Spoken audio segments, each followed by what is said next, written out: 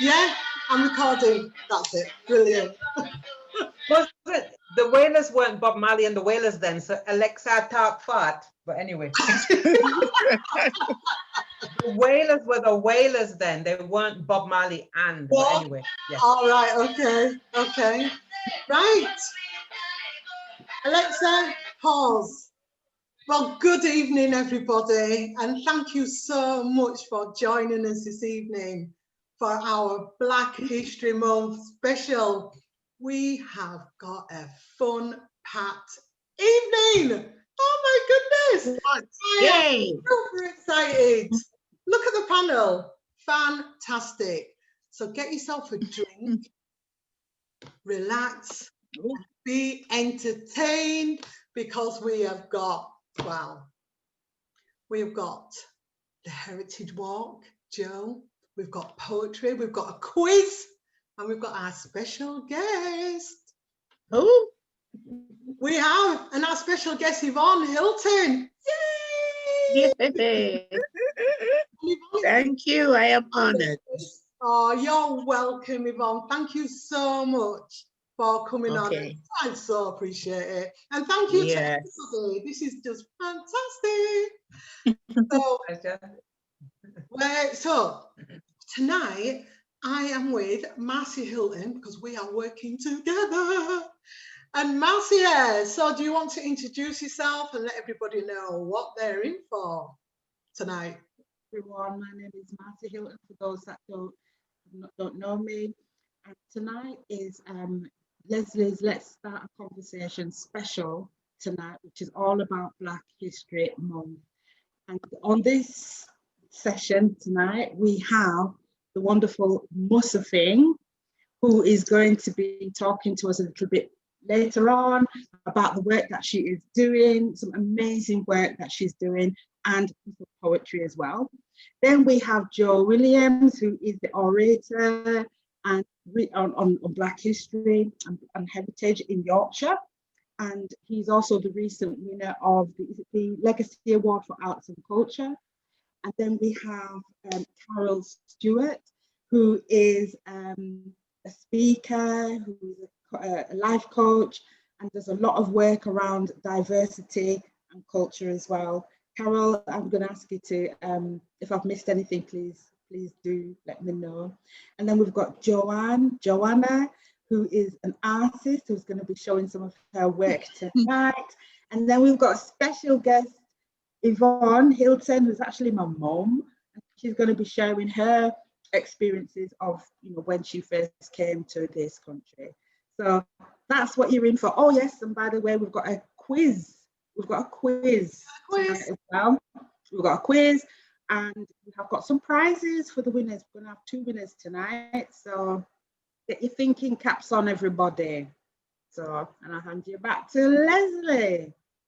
Thank you so much, Marcia. So like Marcia said, you are in for a treat. We are all in for a treat. So where do we go first? How do we start our conversation tonight? Let's start with Musafing, because if anybody knows Musafing, you know Miss Perline. So we might be hearing Miss Perline a little bit later on, but first of all, we've got Musafing. So the stage is all yours, Musafing. Thank you so much. Greetings, everybody. It's an absolute pleasure to be here. Thank you for having me, Lesleye and Marcia. Basically, what I do is the central force of everything I do is about cultural heritage. It's about heritage, it's about history, it's about integrity of African people, people of African descent, rich melanin people. So that is the central force of what keeps me going and what I try to give to the world. A part of that is through food, cultural heritage and food. And part of it is through my love of poetry.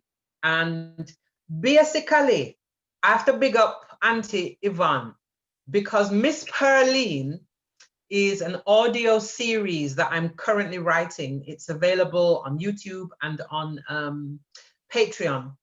But you know what it was? It's like, it's a superhero who we need to big up. Yeah. So Miss Pearline is an amalgamation of elder Caribbean women. My mother, my granny, my aunties, even parts of myself. So Miss Pearline, when you hear her, she's basically sharing pieces of her life, her journey, her experiences.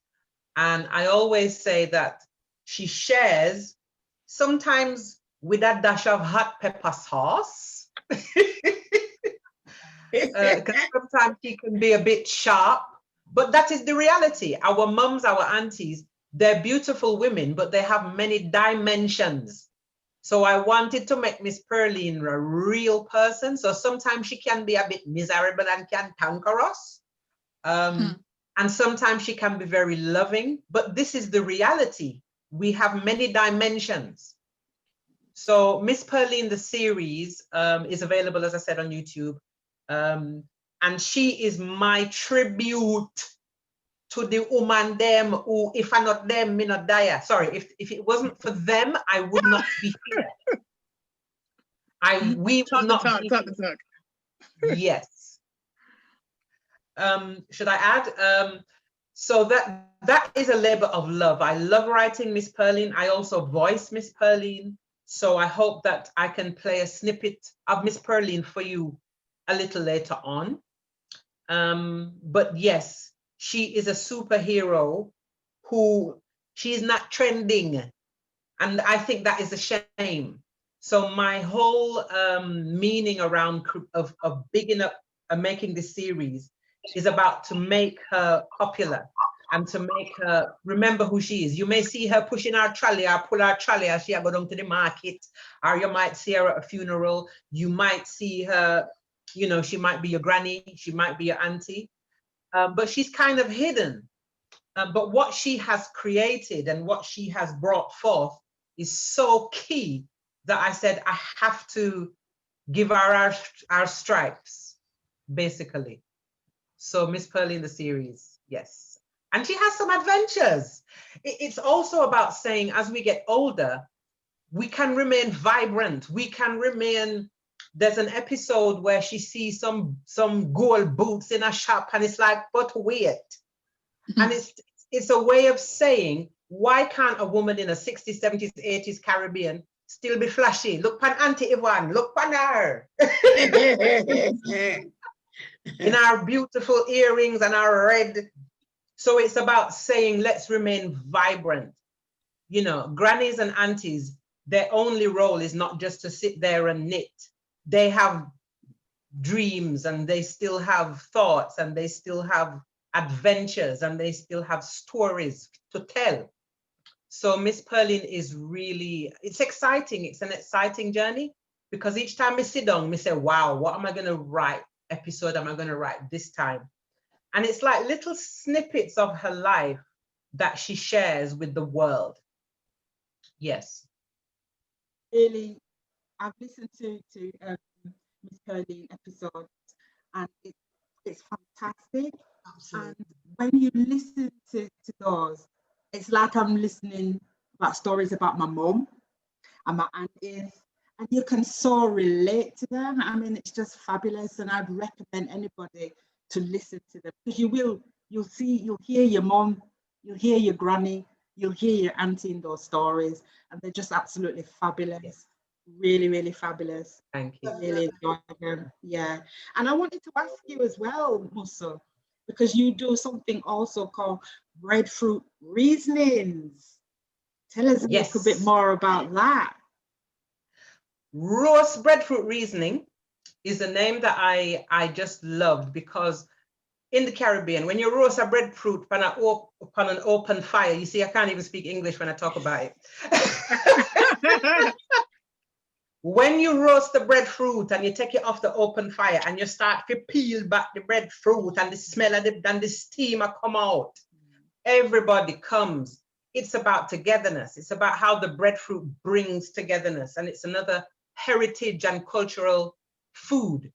So roast breadfruit reasoning is all about, it's a project that I put together that is about keeping the integrity of our food, breadfruit, salt fish, salt mackerel, dukono, tonkan meal, and making sure that we keep these foods grounded in the center of our families. We don't stop cooking them. Yeah. It's also about bringing back the food, the Caribbean food songs. Mickey, I remember, all right. So, yes, Sister Joanna. So when I do the sessions, we reinvigorate the songs of the Caribbean, because I was very lucky. Miss Bibsy, my mother, she lives in Jamaica. She raised us with a very strong sense of Jamaica, of food. She used to make asham. Auntie Yvonne, remember asham? Mm-hmm. She used to make coconut drops. She used to make gizzarda. She used to make beef patty. So we were very fortunate to have not only the good food, but the language. So the way you hear me bust the patois a little bit, it's because it's a multilingual part of my breastfeeding language, me call it. So roast breadfruit reasoning is available to anyone, children's groups, as well as elders and anyone in between, where we do a session. And as a part of the session, we either prepare food together, heritage food, and we eat together. So that will always be the culmination of a roast breadfruit reasoning session. Heritage food, culture food, and celebrating it, cooking together, eating together, and enjoying the cultural aspect of Caribbean and African food. It's very important, because if we lose that, oh God, no more satay soup, no more rice and peas, no more. Oh, That is like death. we cannot lose it. We will not. Cannot lose it. That's the part Absolutely. of us. We can't lose it. It's a part of us, isn't it? So that can't Yeah, go. it cannot be lost. No. Yeah, definitely. No. That's it. Wow. So are we going to be hearing one of your Mrs. Perline? Me line up a little something for you now, to be able to listen to Miss Perline. Yes. So when you're ready, I'm ready. Go for it. Let's hear Miss Perline. You want to hear Miss Perline? Yeah. Okay. In this, I'm going to play you an excerpt where okay, let me just play it and shut my mouth.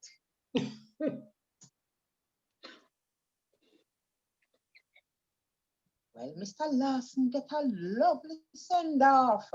After the service, I go and greet Mrs. Lawson, his wife. I know how I feel after Clifton died. I give her a hug and a squeeze and tell her to take courage. So now, them hold a little something after the burial. One nice place called the Palm Tree Center. Me drive there with me good friend Dorothy. She a tell me about some fundraising scandal bangarang mix up we are going in at the church. Anyway, we reach the place, and as we walk in, me see him, Mr. Dexter Green. Hear him, Perline, I thought that was you I saw in the church. How are you now, Miss Dorothy? Mr. Dexter Green. He was a friend to Clifton, and when my Clifton died, Dexter was very helpful.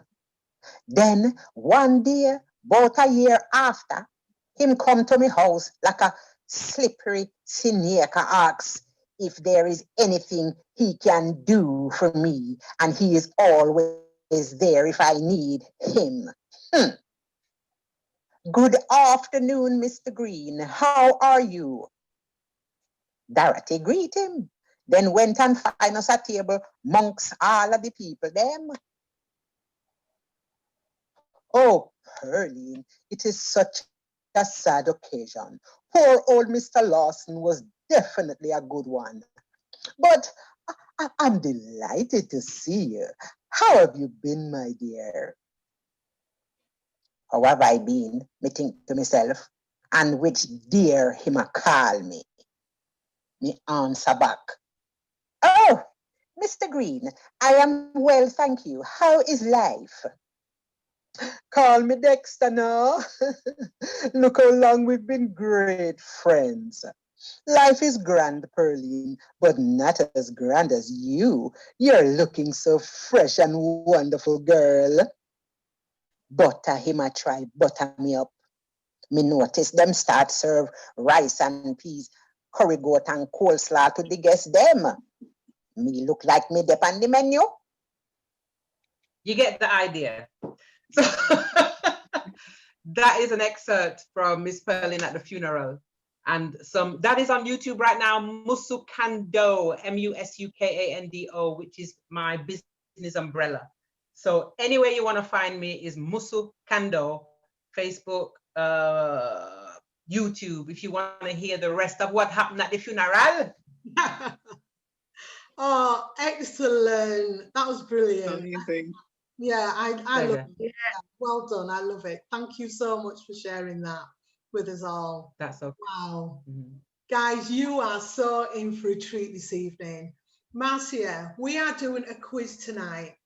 Should we give our audience, remember we told you in our advert that we were doing a quiz? So we're going to test your Black History Month knowledge. That don't make sense. We are going to test your knowledge on Black History Month. So what's our first question, Marcia? Okay then. So our first question is, in which war did Mary Seacole set up a hotel to look after wounded soldiers? So which war was it that she set up a hotel to look after wounded soldiers? And I just have to remind you, there's going to be a series of questions and there will be prizes at the end of it. So the first one is, in which war did Mary Seacole set up a hotel to look after wounded soldiers? And they've also got to get all the questions right, haven't they? They've got to get all of them. So there's going to be 5 questions throughout the evening, and you've got to answer all 5 questions right to get the prize. Okay. And Marcia is also, Marcia's busy tonight. Marcia is also checking the Facebook for your comments. So just leave a comment in there.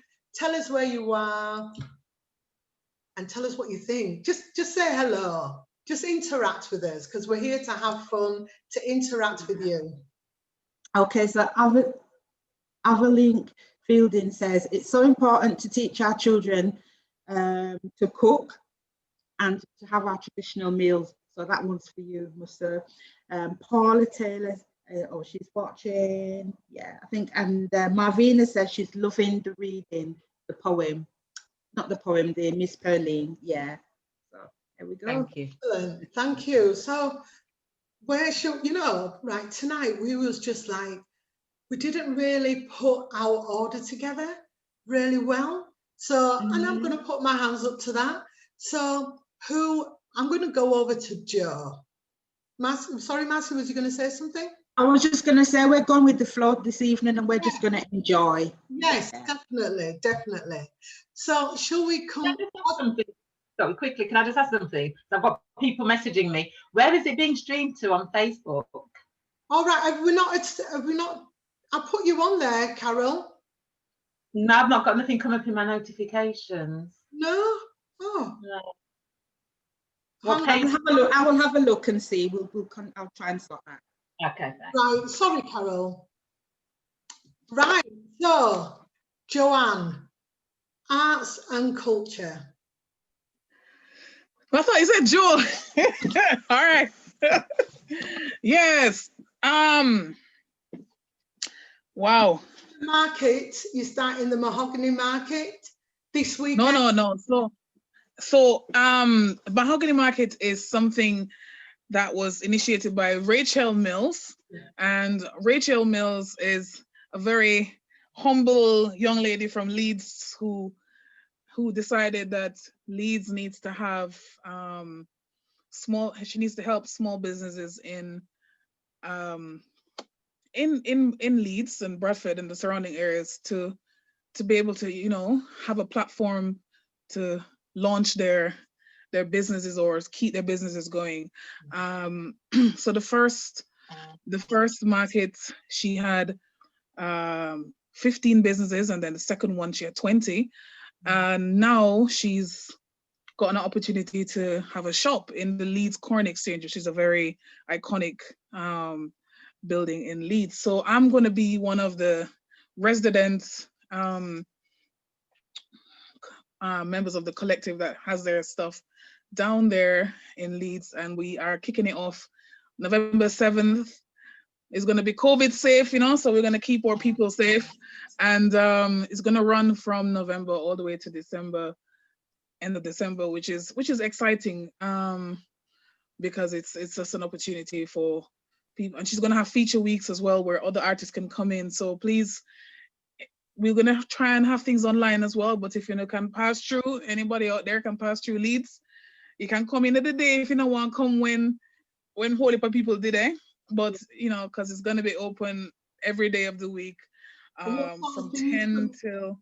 What sort of things? Sorry? What sort of things can people find at the markets? Well, at the currently, well, I'm going to be selling. So my story is, I've always been a creative. I think as soon as I was born, I probably went for a paintbrush.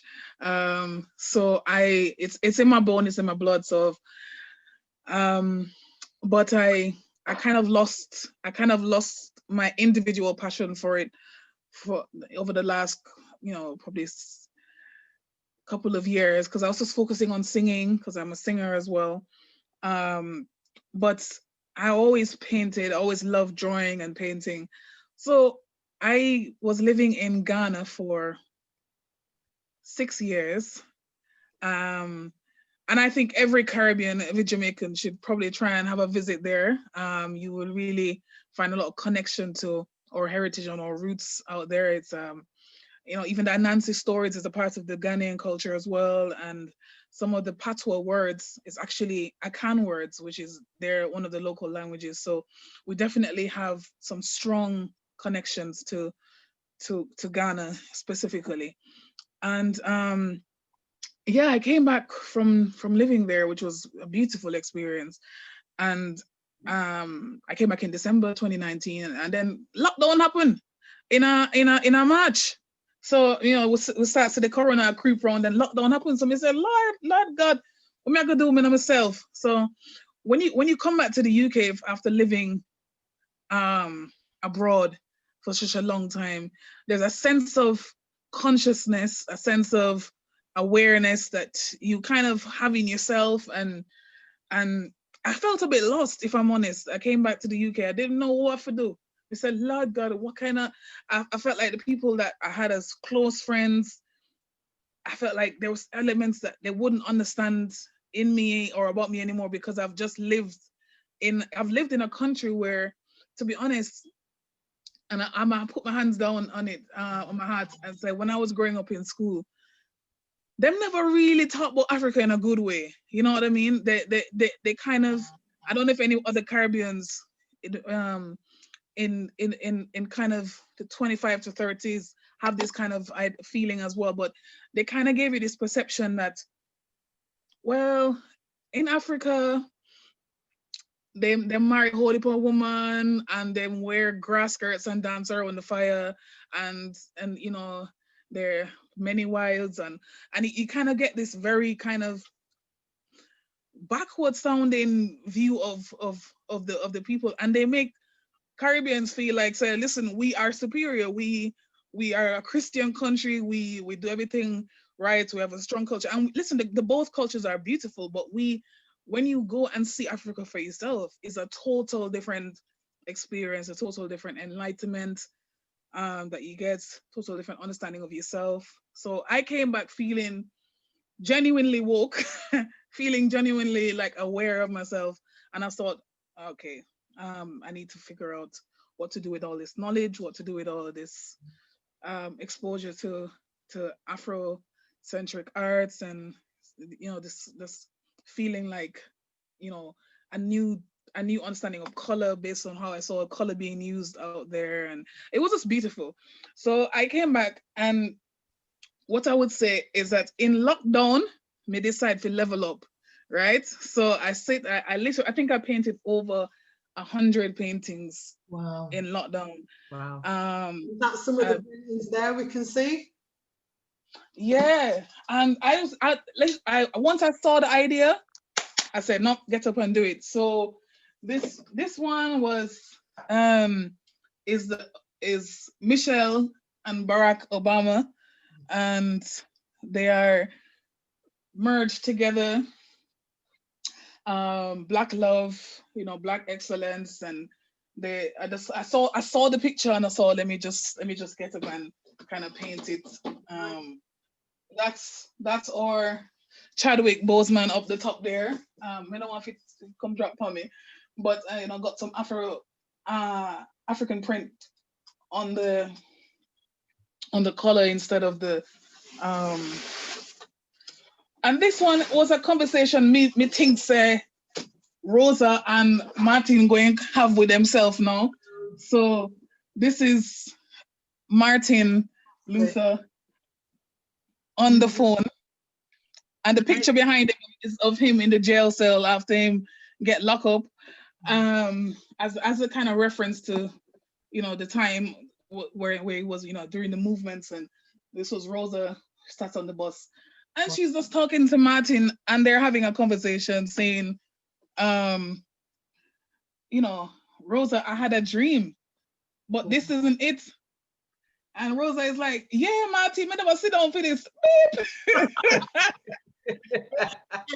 I mean, because trust me, I mean, there's so much going on, and this whole experience of lockdown and what happened month after month, George Floyd, and just seeing how the Generation Z is rising up. They're not taking no more foolishness now. We say we're done. We had enough. Our parents have been saying they're done. Our generations have been saying we're finished. But where people are now, like, no, we actually done. We can't be having this nonsense going around. And because even the NSARS movement of what's happening in Nigeria currently, corruption has always been happening in Nigeria with the police. But they're saying this year, right, we're stopping, we even going to lose our life to make sure that this thing have it done, right? And I think we need to change this whole narrative that Black history has a month, because Black history is all the time now. We need to decolonize the curriculum. We need to just really bring about some amazing change in our society, in our generation. Kids have to go to school, and when they're doing history, they should hear about Mary Seacole. They should hear about all the other iconic Black figures inside the history, and not just only come in there and see, the white people who've done things in history. We need to have the literature, English literature, to bring in some of the Black writers and so on. And I want to feel that when my son goes to school, we've made a change. He's gonna start hearing what I didn't hear in lessons, and he's gonna be interested in school. Because I mean, how old is his son? Sorry, how old is his son? Right. He's 4. He's 4. And this lady here, she's called Selena Boyd, right? Yes. She's launched this magazine. Yeah. And yes. It's such a shame that it's the first UK Black boys magazine, the first UK Black girls. It's a shame. Why is that the case, right? But this was beautiful. He's not reading fluently yet, but I bought this magazine for him. It's supposed to be from 7 years. I bought it for him. I didn't know what was inside, and it was just a beautiful magazine. And it was all about Africa and Ghana and the country. So parents, Black people, wanna go get this for the picnic them, put something on the bookshelf. There's lots of novels and literature. No, it's being written. Well, it's an excellent magazine. By Black people. Yeah, it's excellent.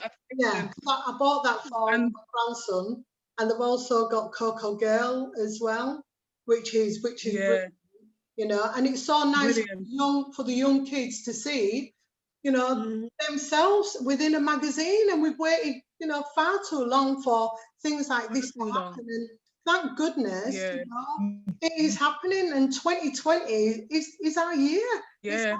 It's our time to shine. I really feel strongly about that. I really do. But thank you so much for sharing your story, and so everybody can see you on the markets in Leeds. Yeah, so Mahogany Market pop-up shop, Leeds Corn Exchange. Lots of people are going to be there. One more thing that has happened through this the market, which I think is excellent for the culture as well, is we've actually seen the importance of networking and collaboration on a different level, right? Because normally what I find is that we're always in competition. We're always trying to kind of not uplift each other, you know, we easily can tear each other down. We don't want to, might not try and find opportunities to collaborate. But this has been that. Listen, we've had to kind of, the lady that makes this these head wraps, she's called Ebony Milestones, right? Brilliant. And beautiful lady. She makes dresses and stuff from Ankara fabrics, from her contacts in Ghana. I needed some fabrics for my artwork because I wanted to kind of start to add different textures to my work because I left all my fabrics in Ghana. And I messaged other people, you know, and other people were like, "Oh, sorry, no, we're not able to do that, or we can wait and charge you." And she just kind of freely just kind of gave some fabrics to me. I made a piece for her out of some fabrics. We all just collaborated so well. Just beautiful. All these women and men, Black people, just came together and really showed the importance of collaboration and networking in 2020 and moving forward, and how we are stronger together. It's not competition. It's just empowering each other. One second. No, that's fantastic. Thank you. It really is brilliant. It really is. I mean, Ebony Brown, it was her actually who planted the seed, because she's been watching my conversations, and she said to me, "Lesleye, you're not doing anything for Black History Month, so thank you so much." Is that your little man? Oh, bless him. But thank you so much, Joanne, for sharing your story. And I'm sure people are going to be there at the markets, Mahogany Market in Leeds. Starts on the 7th of November. From what's the times? About 10 o'clock onwards. 10 o'clock till 6, 10 o'clock till 4 o'clock. Sorry, 10 o'clock till 6 o'clock, Monday, Tuesday, Wednesday, Friday. And then Friday we go till 9, and Sunday we go till 4:30. So yeah, most regular times. Yeah. So you can hit my website up if you want to check out some work there as well. If you don't want to come out to the market, you can find me online. And I also do commissions as well. I do. So if you send me a picture, I can paint you and make something beautiful. So when you were talking about Miss Pauline Musafang, I was thinking if you didn't have an image of her, you know, that you are using to represent how, you know, what she would look like, you know, we can talk. It's interesting because because she's audio, I deliberately haven't given her an absolute identity. I want her to be in composites and exist here in the strongest sense. But absolutely, yes, pieces of her I can see in a painting. So we will talk, sister. Yes, no, we'll talk. Oh, thank you so much, Joanne. Thank you for sharing your story with us. Wow, that's amazing. So let's go. Should we have a next question? Yes. Let's find our next question tonight. So Marcia, for our quiz. Okay, so the next question is question 2.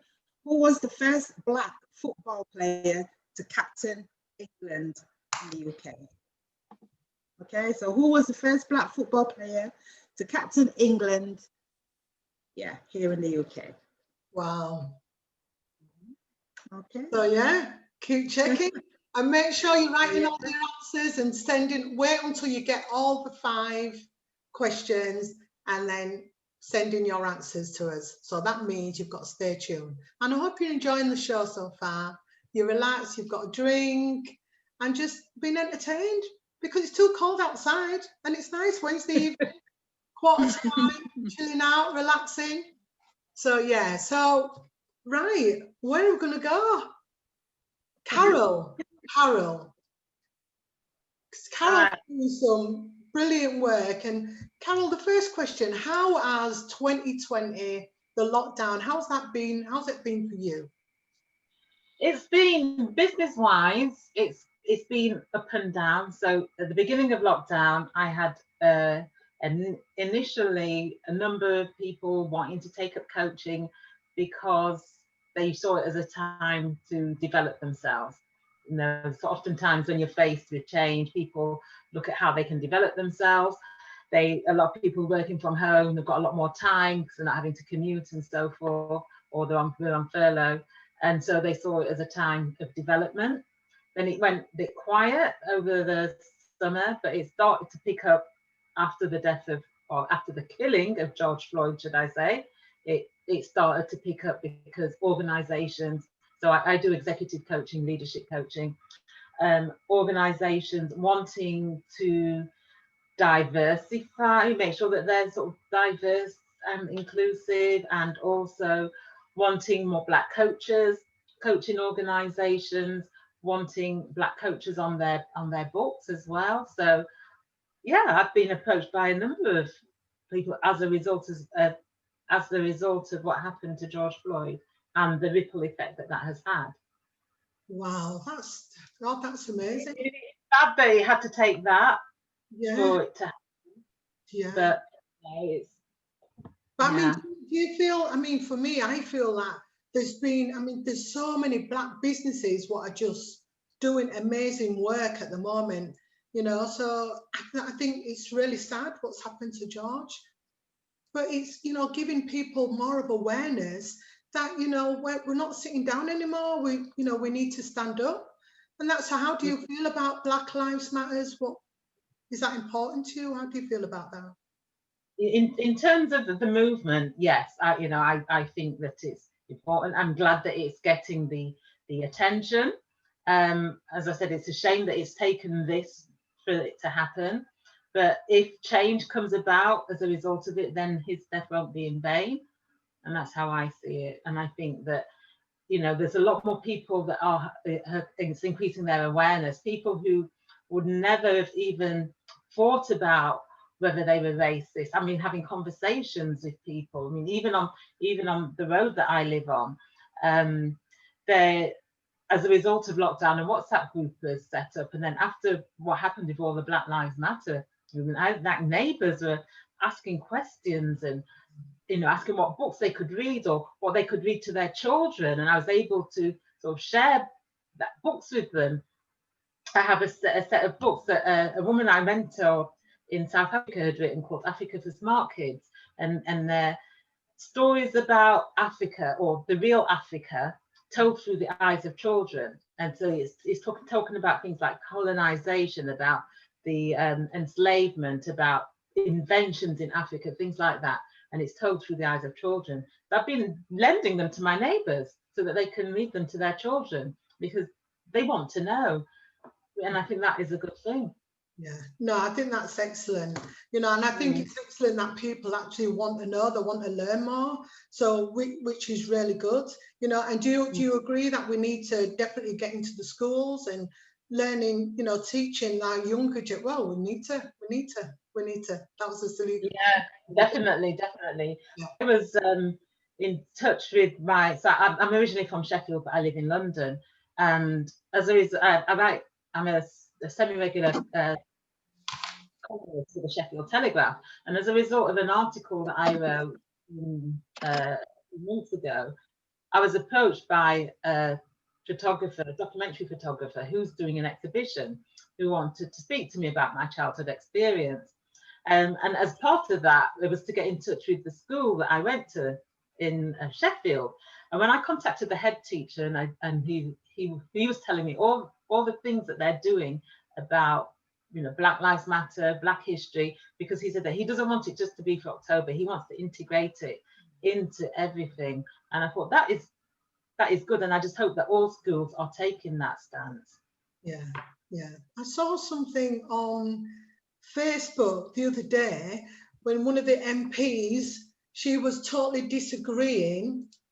Oh, I can't remember her name now. I think you posted that. Do you remember that? Tell us about that. Yeah, so that was Dawn Butler MP was talking about the curriculum. Yeah, I think it was the curriculum. And then the Women's Equality Minister, I can't remember her name, slips me, was as if she was saying that it doesn't make a difference, as if children are not being affected about it. She's saying, well, what about all the other ethnicities, all the other ethnic groups? And I thought, for a Black woman to be saying that, who cannot see that Black history not being taught in school and the impact that has had, that she can't see that and see that how racist that is, in terms of, you look at the history of Black people in this country, and what Black people have been subjected to, and institutional racism, systemic racism that continues to exist, and the impact, that the knock-on effect that has had. If you go all the way back to the transatlantic enslavement trade, and how you can say that has not, that doesn't need to be part of the curriculum. Black history does not need to be part of the curriculum. Yeah, and for another Black person to be saying that. You know, you look at this country, it was built off the back of people who were enslaved. Yeah, no, definitely. And you know, one of the things that really irks me, which really wows me, is the term BAME, and how that is used to describe ethnic minorities, Black, Asian, minority, ethnic, and how it's all grouped together. And I don't know whether you saw a few months ago, Sophie Ridge, the Sky TV presenter, when she was interviewing the Health Secretary, Matt Hancock, and she asked him how many Black cabinet members there were. And he said, oh yes, you know, we've got BME, we've got, what's her name? He mentioned the Home Secretary, and he mentioned the Chancellor of the Exchequer. They're not Black, they're Asian. wow. And Sophie Ridge, she challenged him on that, but he kept referring to BME. And to me, that is just a clear example why we should not use that term, because it masks inequality. Each group has their own lived experience, and I don't think we should be grouping everybody under the same umbrella. So much so that an organisation that I co-founded called Black Northern Women started a petition to the government to stop using that term.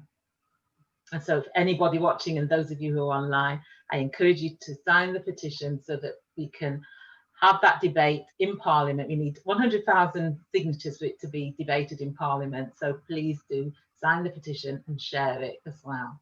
No, definitely. I definitely think, because I don't like that term. Why do we have to be under that umbrella? So no, that's brilliant.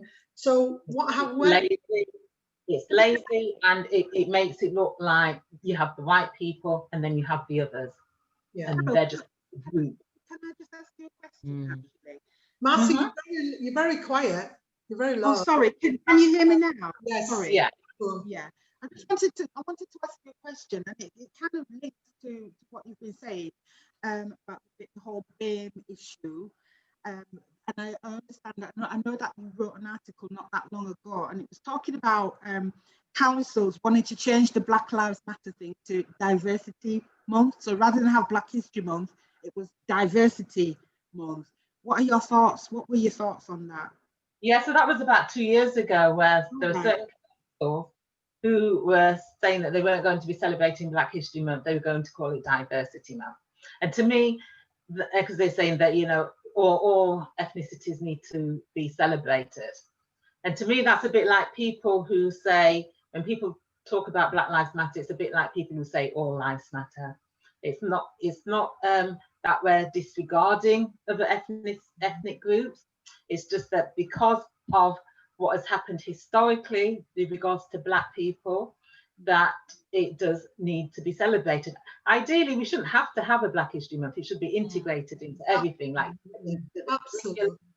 everything, so that everybody knows about not just the atrocities that took place, but also the rich heritage and the rich culture that existed before the enslavement. Yeah. Definitely agree with that. Thank you. Definitely agree with that. And I think it's going to take a while for us to get there, but you know, I think slowly but surely, you know, we will get there. So And that's it. If we all do what we can and we come at it from all different angles, then you know, hopefully we will make a change. yeah. So how can we sign this petition? Where is the petition at the moment? So if you go to the Parliament petitions website, and if you I'm going to put it in the chat, but if you go to the Parliament petitions website and you search for stop using the umbrella term BAME or BME to categorize all ethnic minorities. And the thing about it is the government itself says that term should not be used. Really? They have a what's called a style guide, which is like how you communicate when you're writing about ethnicities, and it says not to use the term BAME or BME.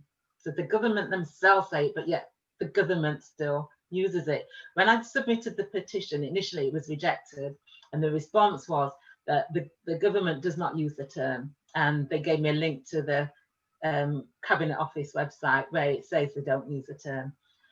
And I thought, this is nonsense, because we hear it all the time. And I went to the gov.uk website and I did a search. I put in BAME in the search bar, and it came back with over 440 entries where the term had been used.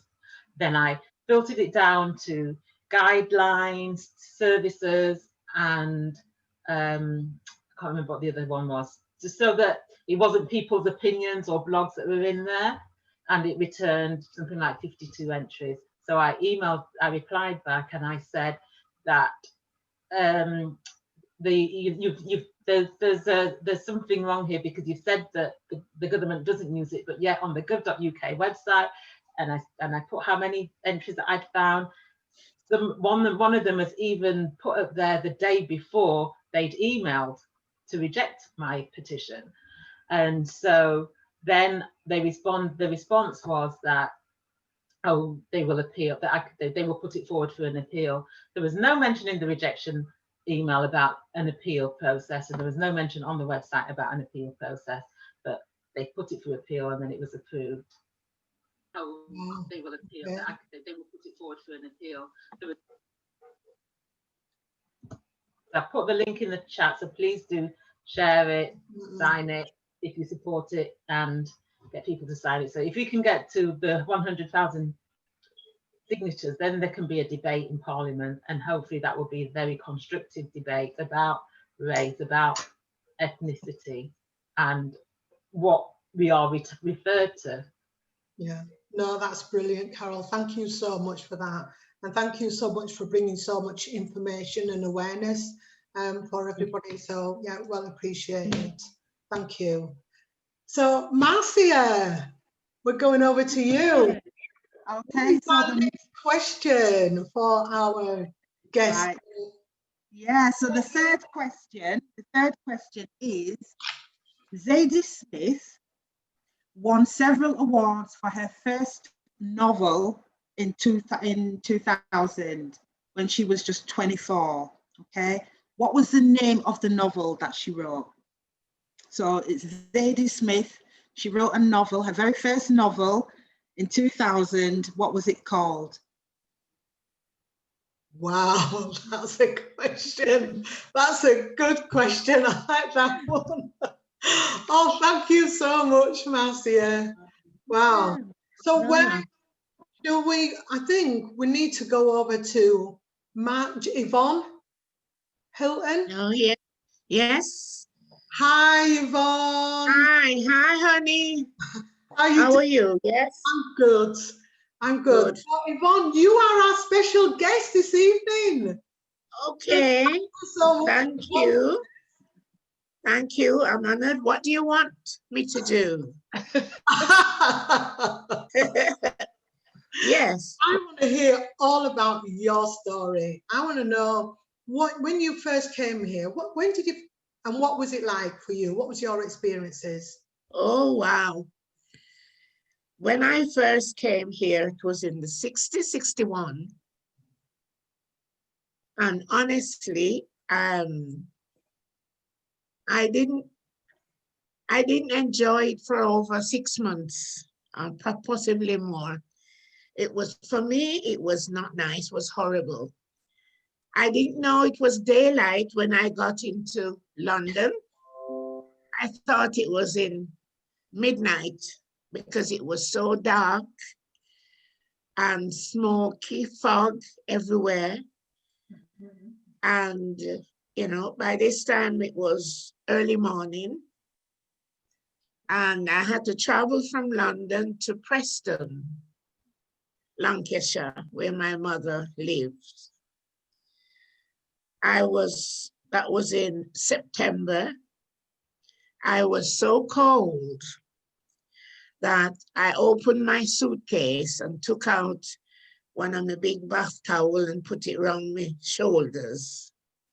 Everybody looking at me, but didn't matter because I was looking at them as well. And I got to the station in Preston, waiting for a taxi. I didn't know anything about queuing up and all that. So I stood there for ages while everybody come and go, and I was still there. However, this taxi guy was very kind. He came across to me and he said, "Where are you going? You've been here a while."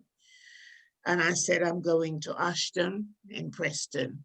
And he says, "Come on, love, it's time you go because you're here a while." So he took me to the address. And there was where my mother lived. Anyway, I got in. I wake her up because she was still asleep. And got in. And she was very surprised because she said she didn't know the date was so quick and whatever. However, I managed to get through that. I didn't like it. I didn't like it at all. It was cold, dark, and every house, I thought there were factories because I was saying all this smoke coming out of the top of the house. And I was thinking, what a lot of factory in this country. Woo, lot of work. Anyway, this man said to me, "Oh, don't call people house factory, love, they're houses." And I said, "What?" So when I got in my mother's house, I realized what he was saying to me, that there was a coal fire going and, you know, for heating. I didn't know what to expect, to be honest. But on the other hand, I also thought it would be a bit different. You know, you hear about England, the street paved with gold, and you're coming to expect, you know, sunshine and everybody looking bright. Was no, nothing like that. You think you have winter now, you don't. 60s, yes, 70s, 80s, yeah. But we don't get winter now like it was then. And I must have cried buckets for weeks. Every night I go to bed, I didn't like it. So I even wrote to my grandfather and said, "I don't like it, I want to come home." And he was willing to send for me if I wanted to come back, but my mother wouldn't let me. So I had to stay. Anyway, about 3 weeks, she got me a job in a mill. And the machines were so noisy, they used to do my head in. And I thought, oh my goodness. These coats, double-breasted coat that I had to wear, tights and stockings, and I couldn't get warm. I could not get warm. It was awful. I did not enjoy coming here at first. Then she was the only one living in Preston. All the family was in Leeds. So coming up to Christmas, she said, we'll go to Leeds, Yvonne, for Christmas. I said, okay, can't wait to see my uncle and my aunties. So we did come up to Leeds, and there I said to my mom, I don't want to come back with you. I want to stay in Leeds, because everybody in Leeds was so much more happy. And life was vibrant, they're playing music and so on. In my mother's house, she don't have friends, so it was boring. So I wanted to be where life was, yeah. Yeah, you wanted some fun, definitely. Yeah, and so eventually she let me come and live with my uncle in Gathorne Terrace in Leeds. And I became a little bit more happier because I could make friends with her. There was nobody coming to her house. She doesn't keep friends. Wow. And it was work, home, work, home. Can I just say? Sorry? Can I just say, Gathorne Terrace, that's where I grew up, on Gathorne Terrace. Really? Yeah. Oh, yes. Opposite the record shop, Seance. Oh, yeah. That's a long time gone. Yeah, oh yeah. I was a long time gone. I was at 73. Wow, okay. It was 73 Gathorne Terrace. Wow. And I became much happier because I made my own friends, and there was my uncle's wife, niece, was living there, and we were more on the same age length, so we became friends and going out together. Do you think things have changed? Sorry, do you think things have changed now? Do you think things are better now when it was then? It probably got better in a sense where the houses are warmer. We don't have to build fires with coal and get your hands all black up and all that. And, in that sense, where it comes to racism, it doesn't get, to me, it doesn't seem as if it's any better. Right. It may be a little bit subtle. Yeah. More subtle, Yeah. But that's the way, if you're going to say it's better, that's how I see it. Yeah. And the winters are not so bad. So, of course, things change. You get used to it. I don't know if I get used to it because my body still feels the cold now, and it's not really winter yet. But however, do you go on walks? Sorry to cut you. Do you go on walks? Because you know who we've got here? We've got Joe, and he's going to be talking about different walks. So do you go, do you like walking? Yes, I do go. I have a walking group that I go with. Excellent. On a Tuesday. I go to the gym. Excellent. I also book myself into a gym down the road that I go to when I want to. Excellent.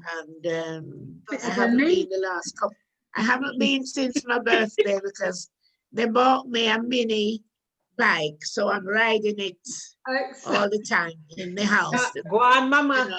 Excellent. So yes. So put me to shame. And I do keep myself as active as I can. Yeah. I can get lazy too. I can just stick around and says, right, I'm not going out today. I'm staying in today. Yeah. I may read. I've got books that I read and stories that I do from the Bible, that sort of thing. Excellent. But yes, I do keep myself going the best way I can. I don't stay in. And as for this lockdown, as Musa said, that somebody said, I can't remember if it was I think it was Carol, that this lockdown, a lot of people are getting into doing things and doing businesses and so on. And I've got 2 businesses that I run from home as well. And, you know, I don't do it What as. are you doing? You've kept that quiet. What business do you do? Yes, I do talk about helping women to feel good about themselves. And not just from the outside, but also from the in. Excellent. Now, the outside is Mary Kay Cosmetics, Look good. where I can do facials and that sort of thing. Kuya, yes.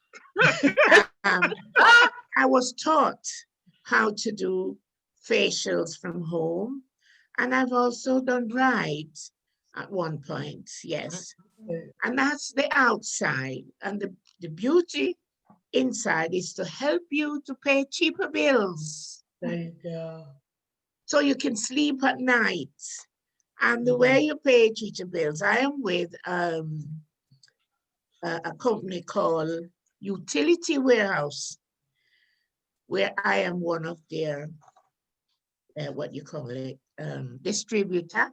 So I help people, I tell it to people, and who is interested, I get them signed up so they can have cheaper bills. Fantastic. Yeah, so I always say to, when I meet with group of women, I always say, you can also look beautiful inside, feel good inside by sleeping at night, don't have to worry about your bill, and you can look good from the outside. So, you know, I do the little things like that for myself, and I enjoy it. Fantastic. And it's not just about selling to you, throw a lipstick at you and sell it to you, no. It's about, you know, making friendship, having a relationship with the women I meet and talk to them. At the time before lockdown, I used to have parties here where people come and look at the product. I do their faces for them or teach them how to do their own. So when they go home, they can do it themselves. Excellent. So those are the things I do. That's really, Wow. I thoroughly enjoy. Yeah, I'd love that. Also, I do a lot of gardening, and you know, outside I plant cabbage, potatoes, I plant all sorts. So I eat from my garden. So lockdown hasn't done me anything bad at all. Good. It's really inspired me to do more. Excellent. I have never used my garden as much as I do now. Wow. So, you know, a lot of things came out of that. Yeah. I think I stray from what I was asked before. I stray a little bit, so I'm gonna come back.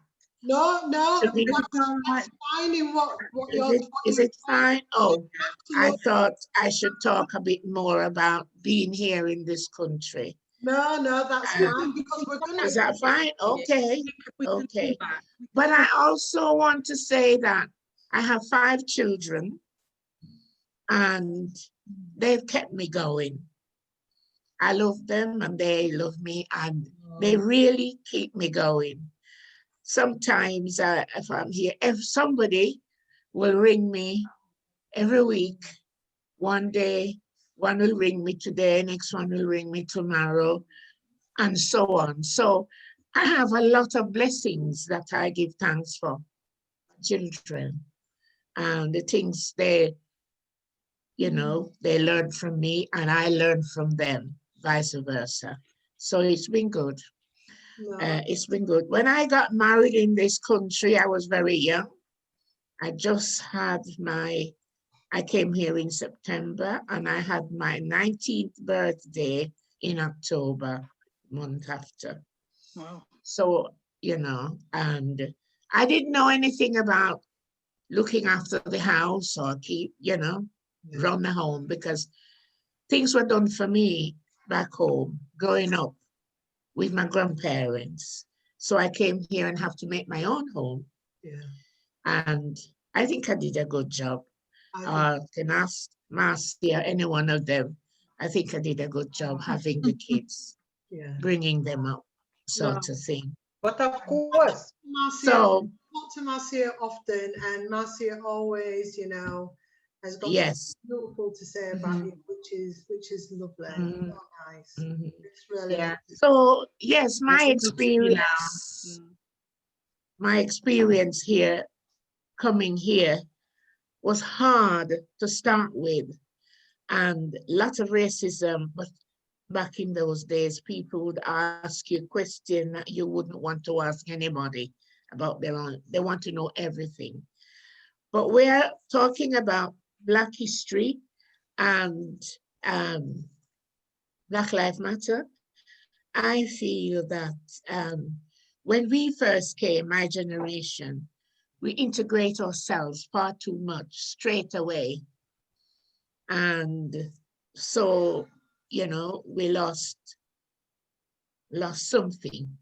I don't know if we lost it or we give it away to them or what, but we integrate far too much. We don't, you know, if we had sort of cling together as Black people and do our own thing, we probably would have been better off today. Now we are struggling to find our way now. Never too late for a shower of rain though, so it's okay. Black businesses are popping up, which is good. And it's not for trying on my part about businesses. I have been out there. Some worked, some didn't, but I'm hanging on to these two and they are working. Fantastic. wow. Any more questions? Thank Madam? you so much. But we die all night. Yeah, we're gonna hear from Joe now. We got to speak to Joe. Joe, we need to speak to Joe. We need to Okay. speak to Joe. Yeah. Okay, so Marcia, Is have we got the next question for our We've got quiz? the next, yeah, we've got another question, and this one is, what is the name of the man whose statue was pulled down by Black Lives Matter protesters? oh in Lord. Yeah. Don't say the Yeah. answer if you know it. Keep it quiet. Yeah, So what I is didn't the know it. name? What is the name of the man whose statue was pulled down by Black Lives Matter protesters in Bristol in June this year? Excellent. Thank you so much, Marcia. Wow. And how are our comments? Any comments? Anything you want to say? Marvina says she's excited about the quiz. She also says she loves the reading. Paulo says it's fantastic, and I think that's in reference to Mom, to Ron. Yeah, we've got so far, and a great evening by Paula again. Yeah. Excellent. Well, I'm glad that everybody is enjoying themselves and being entertained. So we have Joe Williams, our next guest. And Joe, I mean, wow, he has just won this absolutely fantastic award, Legacy Award, which is woo, for all the brilliant work what he is doing. So Joe.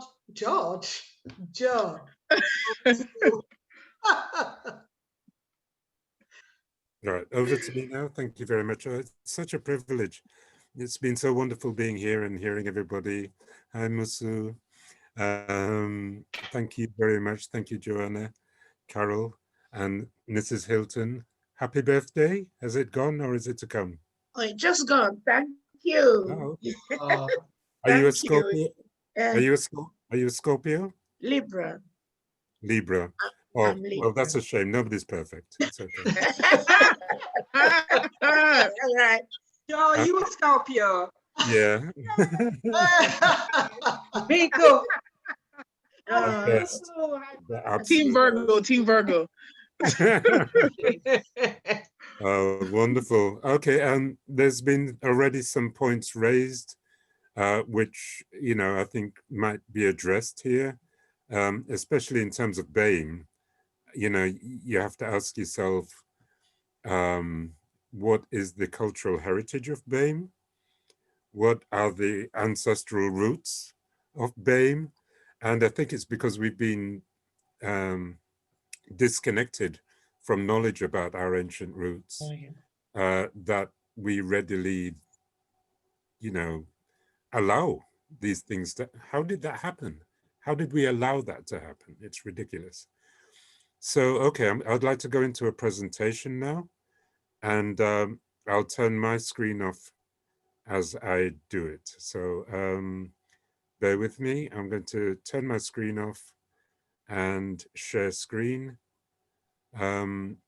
Okay, so the host has disabled participant screen sharing. Can I share a screen? You are viewing. Oh, Can I, yeah. yeah, I don't want to share your screen. Okay. I'd like to share mine. Yours, Lesleye. Can't get this thing up. No, you don't have to do anything, Mum. Huh? No, this is Leslie's screen, and she's trying to give me permission to share my screen. Oh, well. So can you, it says host disabled participant screen sharing. So can you, Lesleye? Lesleye, you might have to go into your settings, I think, possibly. Can you enable screen sharing? Lesleye? Can you hear me? You're muted. Yeah, I've shared it. I've shared my screen. Oh, right. No, not your screen. Sorry, I mean, yeah, I've opened it up for you to share yours. Oh, that's okay. Lovely. Yeah, that's it. Okay. Yeah. Thank you very much. Okay. There we go. All right. Lovely. Now I've lost my cursor. Oh, right. Yeah. Okay. Thanks for bearing with us, everybody. So my name is Joe Williams. Yeah, I'm going to get rid of my video again. You can just read that. Okay. Yeah. Okay, so I started Heritage Corner in 2014 to tell the stories about the Leeds Black History Walk that we created in 2009. And the Leeds Black History Walk evolved out of the Leeds Bicentenary Transformation Project, which commemorated the abolition of the Slave Trade Act of 1807 between 2005 and 2009. And this was spearheaded by Arthur France, who wanted the community to know more about African heritage and history, and that, we weren't just enslaved. And this was a great period to be able to launch into research into what Black history meant locally. And it seems like that must have been a short project, but we came up with so much information that was relative to the narrative of our humanity, which has been excluded, that it was too good to drop. And so that's why the walk evolved and came out of this community initiative. And so if we start from the lowest point, if we look at, has anybody seen this? A frieze on 18 Park Row in Leeds. You probably walk by it every day and don't look up. But it's a frieze of Leeds trading with the world. And everybody more or less is stood up, have some sense of dignity, except the Negro, of course. And this is the only full-bodied representation of an African in the city of Leeds. If it wasn't there, it wouldn't be a problem. But the fact is that it's there and it needs to be challenged. There is another representation of an African, and that's Nelson Mandela, but it's without a body. If you're going to have a degrading image, full-bodied, you need a positive image, full-bodied, to create a sense of balance. So what about people who at the time stood up for themselves? People like Frederick Douglass, Olaudah Equiano, Sarah Parker Remond, who we'll come on to later. So Heritage Corner helps to bring these people who stood up for themselves, bring them to life, because society doesn't seem to have a perception of, what a proud African in history looks like. we ourselves have that problem because we just don't see enough representation of that. We're so used to the degrading image. A great African-American actor, Ira Aldridge, born in New York in 1807, wanted to become a Shakespearean actor, came to England aged 19, married a lass from Northallerton, here in Yorkshire, took Shakespeare to parts of Europe where they never heard of Shakespeare, never seen a black man, and didn't even understand English. But the way how he communicated, people took him to their hearts. He became the highest paid performer in Russia in his day, and he was awarded medals in Germany and given the title Baron. You can see those medals on his chest. And there's a review from the Leeds Times up above that says, black as he is, Negro that he is, Mr. Aldridge not only proved himself a scholar and a gentleman, a man of refined feelings and acute perception, but something more. And then it goes on later to say that Europeans or Caucasians do not own all the talent that the world owns. Well, of course they don't. But we've got to tell stories of people like Ira Aldridge who went against the odds. And he's buried in Poland because in 1867, he was helping a university there to build an English department. And students from that university look after his graveside today in Poland. Then in Leeds, we've got buried Britain's first black circus owner, Pablo Fank, born in 1810 in Norwich, and became a child star in the circus, then started his own circus, the first performance of which was in Wakefield in the 1830s, and he ran his circus until 1871, buried in Leeds because of a tragic accident that took place on the hedgerow. A section of the seating collapsed onto the box office and sadly killing his wife, Susanna. And so he bought a plot of land in Leeds.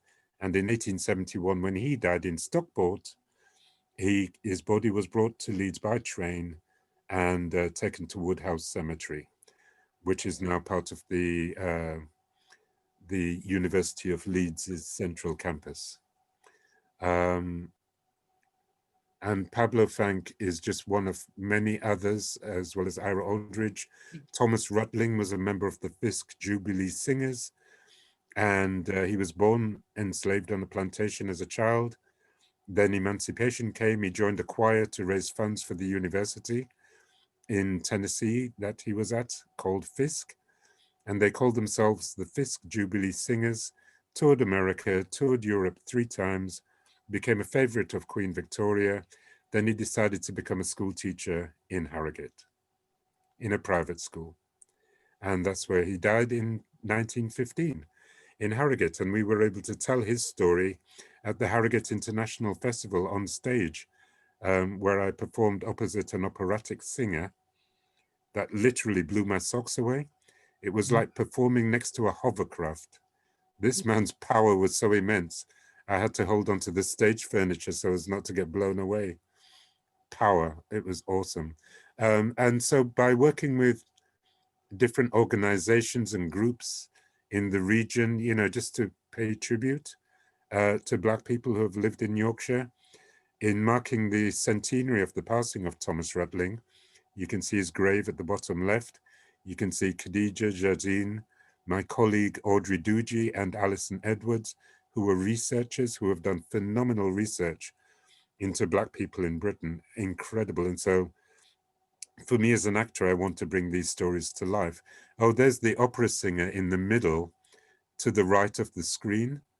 And his name is Ronald Sam, and he's Britain's top Black operatic tenor. And to the right is an elderly gentleman who heard the story of Thomas Rutling, went to visit his graveside, and the headstone was on the floor at that time. And he raised the money to lift it up and to promote Thomas Rutling's story. And there we are commemorating his, and so it's very important to commemorate. But I just want to very quickly go back into history to show you the kind of links why African heritage is ignored. So our oldest common human ancestor is Lucy. That's what the Europeans called her, because they were listening to the Beatles when they were examining her, Lucy in the Sky with Diamonds. The local people thought, there weren't no Lucy 3.2 million years ago. Her name is Dinknesh, and that's what the local people called her, Dinknesh. And that's important because, as we know, anything African that was discovered got a name change, whether it be the Rosetta Stone, that's not what it was called before, or whether it be Victoria Falls, that's not what it was called before. And so that ties in with BAME, and it's like our identity and everything can be taken from us because for some reason, since the oldest human relative was born in Africa, the impression is given that Africa has done nothing. And Hollywood takes it a step further. They create a film called Lucy about our oldest human relative, starring Scarlett Johansson, thereby suggesting our oldest human relative is blonde-haired and hazel-eyed.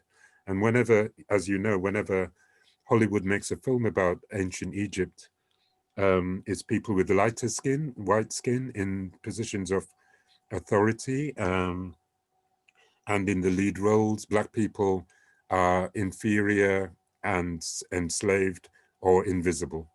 Crazy. But as I'm saying, until the lion get to tell the story, and that's beginning to happen, folks. So in terms of ancestors in Yorkshire, the oldest African ancestor to reside in Yorkshire is the Bangled Lady of York, and that we know of. And she lived and traded as a merchant in Roman York 2,000 years ago. And they did a DNA test. She's sub-Saharan African, and she was handling her business. As we know, African women can, in running markets, etc., and selling Mary Kay or whatever. It's always been the case. But she wasn't the only one. They've discovered, I think, over 50 mummified remains in York and 2 mummified Egyptians in Barnsley. Aye. So the African presence in Yorkshire, it goes back quite a while. But what does that mean? What's behind it? Okay, well, let's look to the oldest African in Yorkshire that we know of, and that's Nessie Amun, or otherwise known as the Leeds mummy. And he's 3,000 years old, and his remains were discovered near the mortuary temple of Queen Hatshepsut. Queen Hatshepsut being the most powerful ruler in the world of all time, male or female. And she wore the ceremonial beard to prove that she was as good as any man. She ran a matriarchal society with a system called Ma'at, which was a matriarchal faith system. And she not only expanded the empire and trade, but she also rebuilt and built new temples. She repaired and built new temples to remind people that life wasn't just about making money and getting rich. It was about our connections to the universe, to each other, and to ourselves. And so with Ma'at, there were 3 main deities. The Greek names are Osiris, Isis, and Horus. Their Kemetic names are Osar, Oset, and Heru, from the Kemetic word Heru, because Egypt was known as Kemet before the Greeks renamed it Egypt. Their kinetic names, Osar, Oset, and Heru. So from the Kemetic name Heru, we get the Greek word hero, because Heru was born on a planet that was destroyed. He could fly at high speed, and he fought for truth, justice, and righteousness. I know you're all thinking of me, but that's basically the description of Superman. Yeah, sorry. Was that a laugh? You're not supposed to laugh at that point. Okay, so the faith system of Ma'at had 7 principles. And when you look at these principles, you can balance that with Black people. Truth, justice, balance, order, compassion, harmony, and reciprocity. I can never say that right. Reciprocity. Reciprocity. That's it. Thank you. I think one of the key principles is balance. And outside a Kemetic temple, you might find 2 great obelisks representing extreme opposites, because the people of the Nile Valley believed that our existence fluctuated between extreme opposites: hot, cold, male, female, yesterday, tomorrow, leave, remain. You know, we're constantly in a flux between extreme opposites. When you go through the temple, you're attempting balance. And these authentic Nile Valley obelisks can be found in all the major Western cities of the world. They went to great lengths and expense to root them up, transport them, and erect them in their places, which they call modern civilization. But for them, their modern civilization needed the blessings of our ancient heritage. So they recognize the power of the heritage, but don't want to give credit as to the origins of that heritage. And that's why we've got to talk about it, because it's been stolen, buried, and obfuscated. By obfuscated, I mean confused. So example, we all know this as a Sphinx.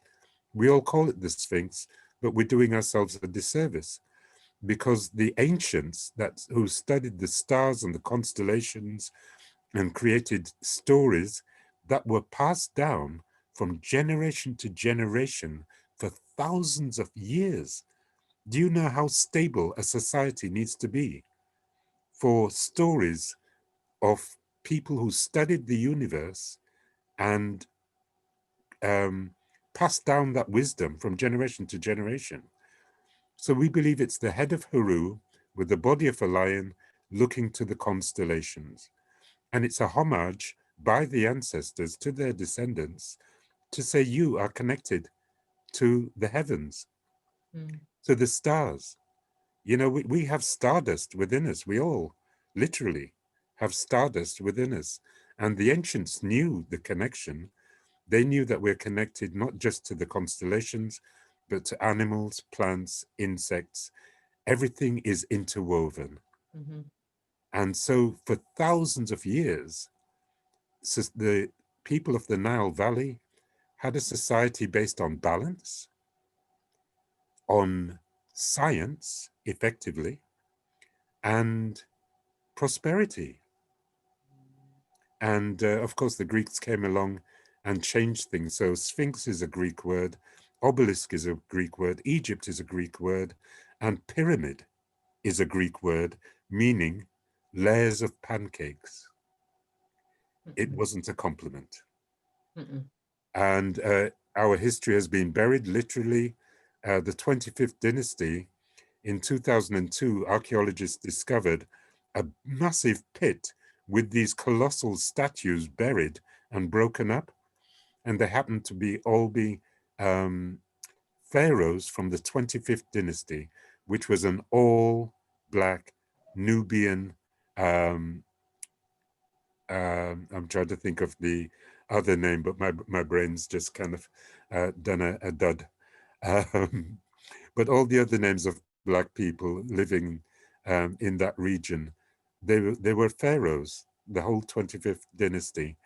And when the Europeans built the Egyptian Museum in the 19th century, they must have known, because they left the 25th dynasty out, named every other dynasty apart from the 25th, because that was the one that could be proven to be Nubian immediately. But of course, there were many other Nubian pharaohs, pre-dynastic as well as dynastic Egypt. And if you want to know more on that, I'd highly recommend Robin Walker's book, When We Ruled. It's a phenomenal book. And, you know, I had trouble with the title when we ruled because I knew nothing about Africans ruling. Africans ruling what? And then when you read that book, you go, raw. We've had, as they say in Yorkshire, we've had wool pulled over our eyes. Aye. Okay, so I'm going to move on to West Africa now very quickly, just to highlight that between the 9th and the 16th centuries, and possibly before the 9th century, but definitely for over 600 years, West Africa had an empire with 3 different kingdoms ruling it, that, you know, that was larger than Europe. Can you imagine holding something that size together? A trading empire that was lucrative, that was larger than Europe. Look how they're struggling with the European Union at the moment, with countries dropping out, like including Britain. So to hold that together and have intricate trade routes where everybody was looked after, you had families in Ghana that were placed to serve the empire. So for example, you got your Ashanti, haven't you? And you got many others, but you had classes of people, families that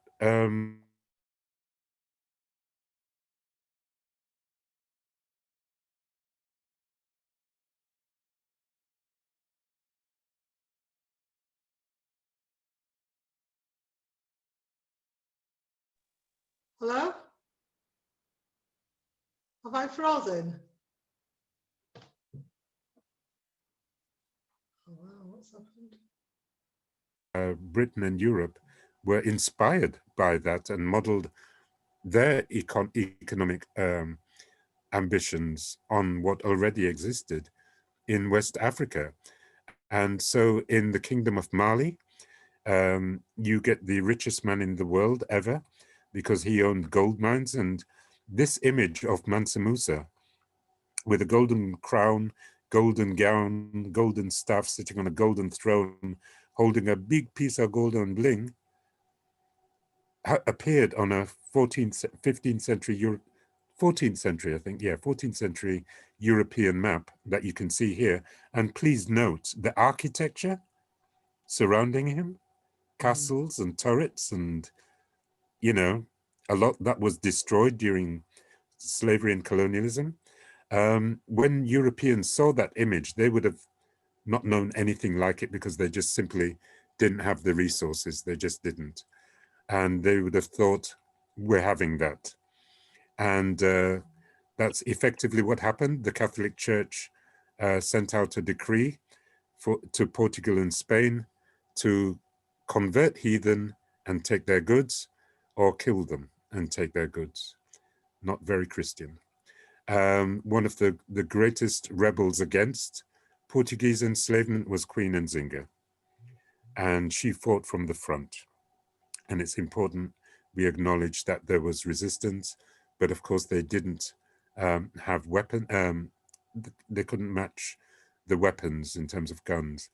Queen Nzinga ruled a kingdom. The Congo was very structured and ordered and wealthy when the Portuguese arrived. And that's not how we associate the Congo today. They mashed it up effectively to make it look like people had never risen above the Stone Age. But when they arrived, they exchanged ambassadors. One of the King of Congo's sons became an archbishop in the Catholic Church in 1520. And the people of Ghana and Nigeria, as it was then, not now, they helped the Portuguese to enslave the people of Congo by ferrying them to the west coast so they could be shipped to Brazil to cultivate sugar. And the people of Ghana and Nigeria never thought that they would get caught up in enslavement. But the story of Olaudah Equiano tells us otherwise. And he visited Yorkshire in 1791, thanking the good people of Yorkshire for their help in the fight against slavery. And the Leeds Mercury announced in the 18th century, Olaudah Equiano is coming to Leeds. Go listen to him speak, buy his book, support the cause. So if you can imagine people in Leeds in the 18th century giving Africans a platform to have their own voice. And because of that, we now know their experiences directly. So this and many other stories, including the ancient stories, are shared on the Leeds Black History Walk, where we also highlight in the architecture the influences that come from the Nile Valley. And it's not just us talking about it today. In 1848, a Leeds man, Wilson Armistead, says that the Greeks and the Romans went into Africa in search of knowledge.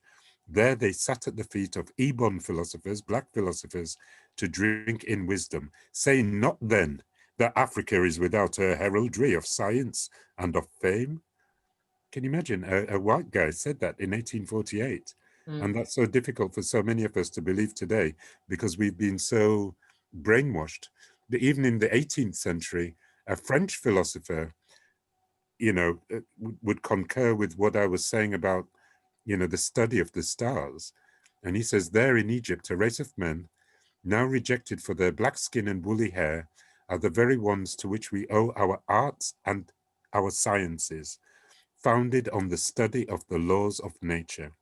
So when Mustafa picks up Simba and, you know, points to the stars and says, these are your ancestors, and the same thing happens with Kunta Kinte, you know, at his, you know, inauguration into life. He's held up to the stars. Sorry, Joe. This is your heritage. Yeah.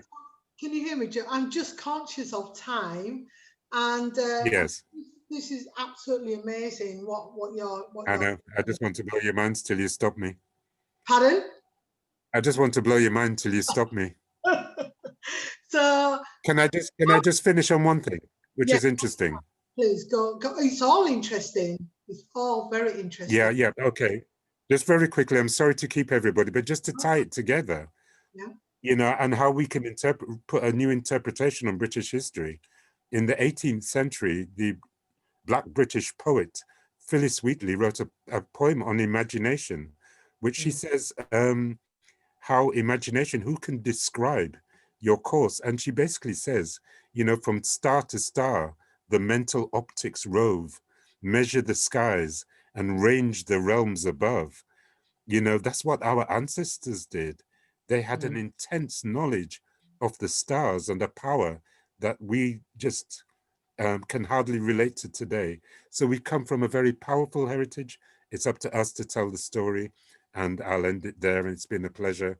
Thank you. Wow. Thank you very much. Wow. Thank you so much, Joe. Thank you so much. Yes. And that is why he won the Legacy Award for International Impact. Absolutely. Yeah. Okay. Thank you so much. Really, really. Okay, and Joe, so I know you Brilliant. You do a walk, Joe. So how can people get in touch with you, Joe? Well, it's too cool now. Okay, so the walk done. Walk done. Now I remember where I know you from, Joe. Oh, bless you. I remember now where I know of you. You've come on my walk. Yeah. Yes, we sat with you several times, Lorna and I. Yes. And listened to some of those talks. Yes. Yes. And, so that's. I know your wonderful children as well. Oh, lovely. Thank you.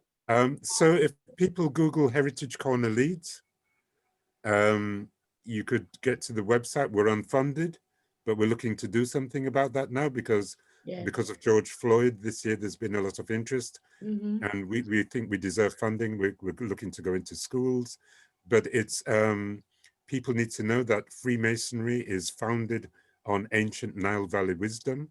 They call it Egyptian mysticism. So therefore, Freemasonry can be found in every nook and cranny of the country. So African heritage has been here since the Romans brought it, if not before. And definitely through Freemasonry, it's actually built into the fabric of British society. Yeah. So there's nothing alien about our spirituality in this country. Right. Yes. 2,000 years. Our spirituality has been in this country. Yes. So all we have to do is pick it up. We drop it, we pick it up. And they Oh. know it. They Oh, yeah. know it. That's Oh, why yeah. that's why they Well, treat us the way they do. Because they know absolutely. how Yes. powerful we are. Yes. That we are rich, beautiful people. Yes. They know. Yes. And That's why they treat yes, our young children need to know. And I have to say, particularly our young men, Oh, yes. because then they need to know that they have a power that's not to be abused, Yes, and learn, you know, to be absolutely. sensible with it instead of letting it drive them Yeah. doolally, you know. Yeah. So it's urgent, but of course they want us to look doolally. Yeah. Yeah. And we've And been. by the way, I've got that book, When We Rule. Yes. From Robin Interesting. Walker. Yes. Yeah. Very informative. Very important. Yes. Yes, and important. Thank you. Yeah. Well, So thank if you Go if you for it. Google Heritage Corner Leeds, we'll start the walks again next spring Yeah. when things warm up a bit. Yeah. Okay. But we'll try to do online stuff as well. Yeah. No, that's Wow. brilliant. That's Thank you lovely. so much, Joe. I was just going to say, where the Very- panel there? Very rich and informative. That. The presentation that you are working from, is that available, like, to be explained on like another, like a YouTube link, or is it on your walks? It's mainly the walks. Yeah. Okay, so you go through But this I on your think walks. it's going to evolve. Because Yes. as I said, we've not had funding, but we're looking to get funding to do a virtual representation, resource material for schools, communities, Yeah. et cetera. Absolutely. But this all evolved out of a community initiative, because we knew we wanted to be represented as human beings. And when you follow the trail of humanity, you go, wow, that's why we're treated so badly, as Mrs. Yes.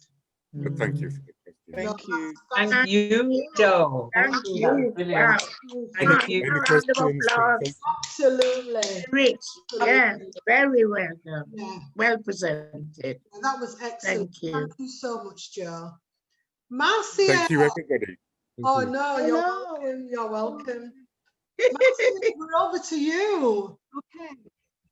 Right. So we've got 4 questions. I'm going to leave it at that. We've got some answers that are coming through. And it looks like, let's have a look. Danny Fryer says that he missed the first bit, but he says, go on, Joe. Tell him. Yeah, thanks, Danny. And did he miss the quiz? And there's a few answers that are coming through, and it looks like Danny is doing very well. Paula says it was very interesting, Joe. Let's have a look, and there are some answers coming through for the questions. Now, what I've said is that they have to answer all 4 questions to Is it win 4 or 5? prizes. And look, I've put it down to 4 because of All right. time.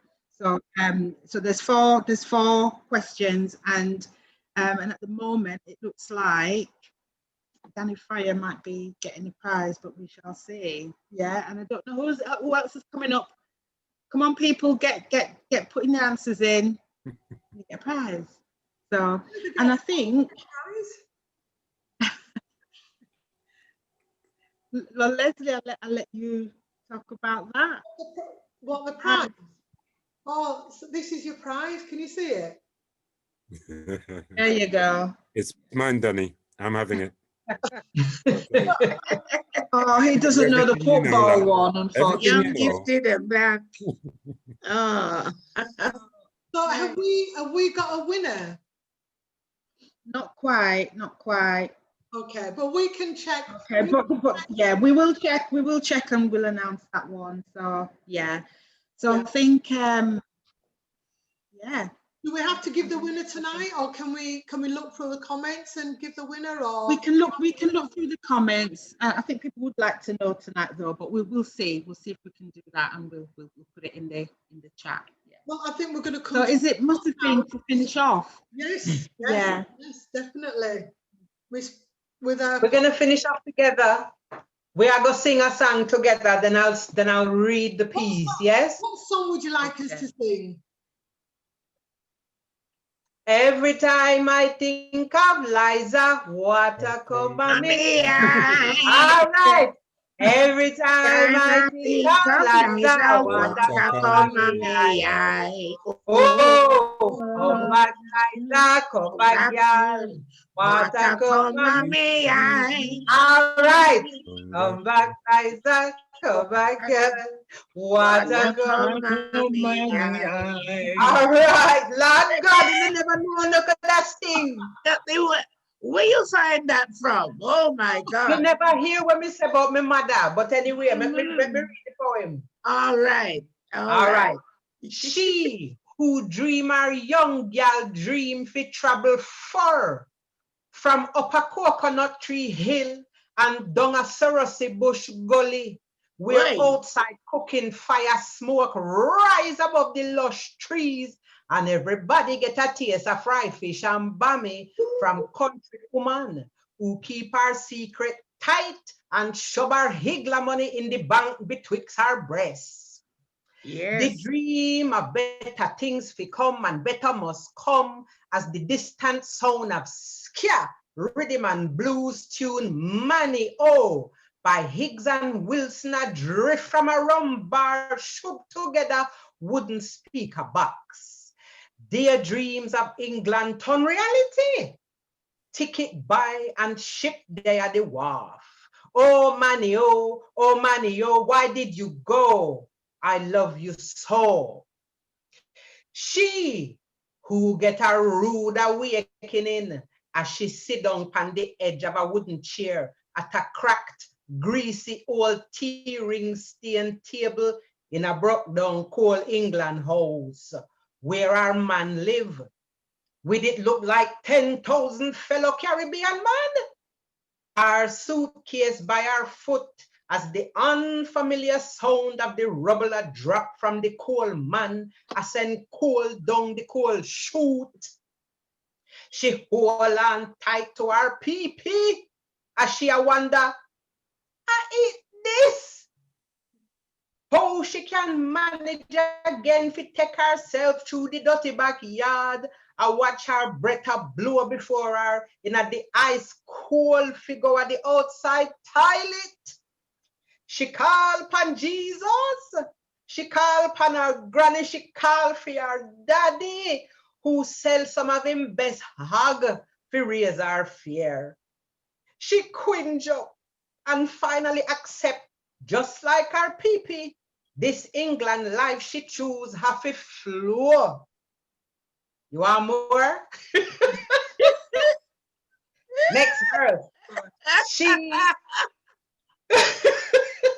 She who butter out her picnic them one by one, and sometime or two baby wrap up warm in the perambulator as she a dodge where the dog left on the pavement.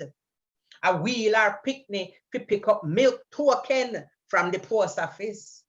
She buy yam, potato, carrot, flour, salt, mackerel, and a tin of Milo. She feed and settle down the children. Nappy, uniform, and shirt for rub out in the back wash room. She thank God, cause if I know the Trinidadian lady round the corner who keep her baby them, how she could have keep the little factory job. Our man finally reach home, dinner cook, paraffin lamp light, baby them wash, cream, powder, and asleep. She sit down for the first time since she reached home with a hot cup of ginger tea and an eagle and thread for men a small pile of clothes. She who go down at the school when the damn dirty ranking Mrs. Winterbottom tell her son that he must have been raised by baboons in the jungle because her son did rough up one boy in the playground. Winterbottom never did that door when they face the white boy fling stone in her picnic head side and call him Blackie. So yes, I rough him rough the boy. Winterbottom also no say our man tell each of him children, nobody make nobody back, nobody come back here if tell me say anybody lick you, cause Who lick fuss must can take lick. Oh. Yes. Oh. She rushed from work the day to go to school for the meeting with the headmaster. And when she leave him office, she served Mrs. Winterbottom such a sauce, or Bottomton Winter. She who realized that the Green Shield stamp book thing was a damn waste of time. England good fish were pretty iron stove and electric blanket to take away people money. She always pay her Empire Stores catalog with her 2 job, even when her worthless neighbor beg her for order one Kenwood mixer, and will give her half of the money, as she pay her for rest. She find the picnic them with the catalog a laugh and pint, and the white man them in a them underwear section a turn up, hand pan them hip and muggle in a them bumpy briefer and boxer shorts. She tell them, believe in herself and put on her things. She never miss a partner hand, and not like the worthless neighbor who she not chat to again. She and her man never yet dodge and screechy behind curtain from a rent man yet.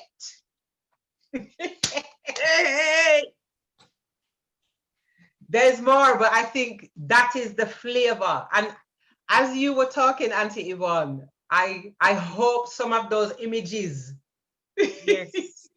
Oh, was yes. reminiscent. Mm-hmm. So let's finish. Let's sing together again. Brown girl in the ring.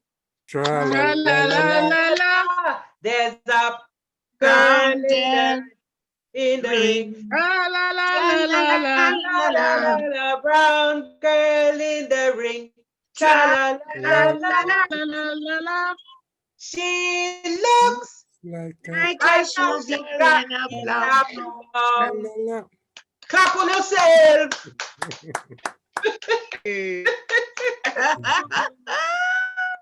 Oh, Excellent. brilliant. Thank you so much, Mr. King. Thank you so much. Thank you to Carol. Thank you to Joe. Thank you to Joanne. Thank you to Mommy as well. It's been a brilliant evening, and I've learned I've learned so much as well. You know, and thank you for spending the time with us to share your stories, to share the work that you're all doing. And all of you are amazing people, and I'm glad that you were able to share yourselves with us this evening. So thank you. Thank you all. Absolutely. Thank you. Thank you all for having me as well. Meet you all. Thank you for having me. Yes. It's been good. I enjoy it. Good. Yeah. I'm glad I enjoy it. So I'll pass you back to Lesleye. Yeah. Right, yeah. So I was going to play a song. Just give me 1 second. Mm-hmm.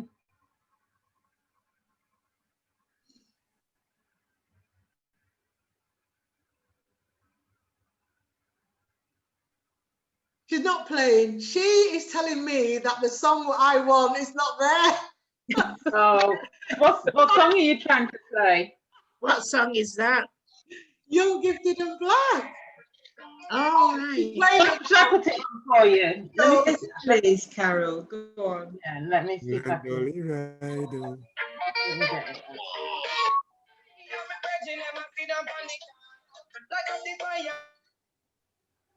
All right, let me see if I can find it. While we're waiting, Paula says it's been wicked for the knowledge what she's learned tonight. Sorry, And I everyone says plum plum. Right, And she says brilliant show tonight. can you hear it? Yeah. Thanks, Alexa. Woo! Oh no, it's gone off. It's gone off, Carol. Oh. Right, yeah.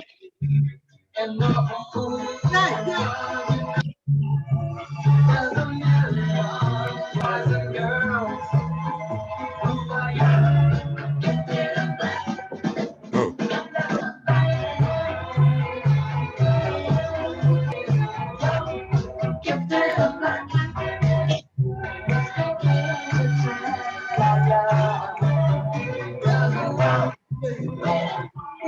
you.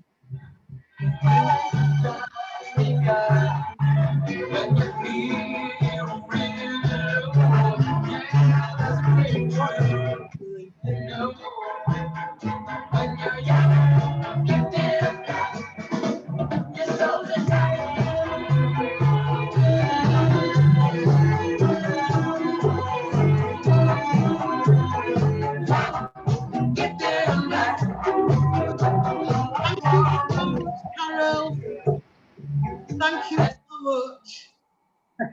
My Alexa, she wasn't playing tonight, but thank you so much, everybody. I so appreciate Thank you. all coming on. I've had a fabulous time. I've learned so much, which is brilliant. Yeah. I hope our audience have learned so much because it's just been brilliant. You know, so thank you so much for your time and sharing all your stories with us all. I really appreciate it. And Marcia, we've got a winner? It looks like it might actually be, is it Danny? Danny? Yeah, I think he's the one that's got the most questions. I think the only one he wasn't able to get was the football one, but he's managed all the other questions. And shout out to Annette Rose, actually, because she was answered the first question, and to Aldridge as well. But I think the outright winner, by the looks of it, is Danny Fryer. Hey, well done, Danny. Well done, Danny. Nose. Can you see that? Oh, you can't see. Yes, there you go. Yeah. Yeah. See. And I will get your details and I will be sending you this book. So thank you so much for joining us this evening. Thank you to everybody. Really appreciate it. I've had a really good time. And that's it. We'll come to a close. Thank you. Okay. Thank you. Thank you very much. Thank you. Very much enjoyed. Come off. Thank you. Right. We're off Facebook now.